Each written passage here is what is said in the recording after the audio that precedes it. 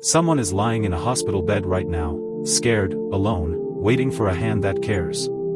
You think a small visit doesn't matter? The Prophet, peace be upon him, said visiting the sick is part of our faith, and a single visit can change a life and earn enormous reward.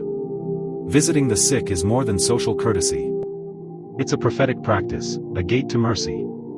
Allah says in Quran.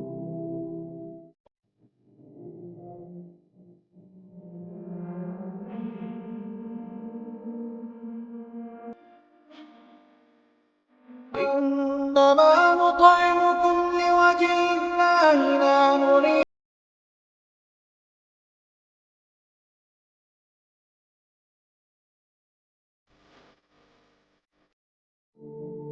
And they give food in spite of love for it to the needy, the orphan, and the captive, saying, we feed you only for the sake of Allah, we desire from you no reward or thanks.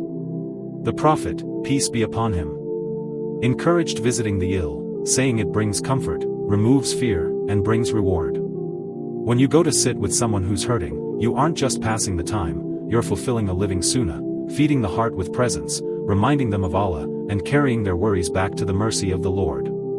Practical moments that count as the sunnah of visiting the sick. Sit with them and ask how they feel, listen more than you speak. Make dua quietly for their shifa. Bring something small, dates, water, or the Quran, not to show off, but to comfort. Remind them gently of hope, Quran, brief dhikr, a comforting hadith. Remember, the companions used to visit the sick regularly.